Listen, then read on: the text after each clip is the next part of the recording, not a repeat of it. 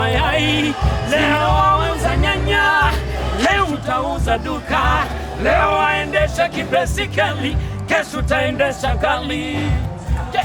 Sikia, fanya kazi utasonga mbele, mbele, mbele, mbele. Hata Selemala, hata Ibrahimu alikuwa akiuza mashamba, na wahenga wakasema mzalau kazi hufa masikini.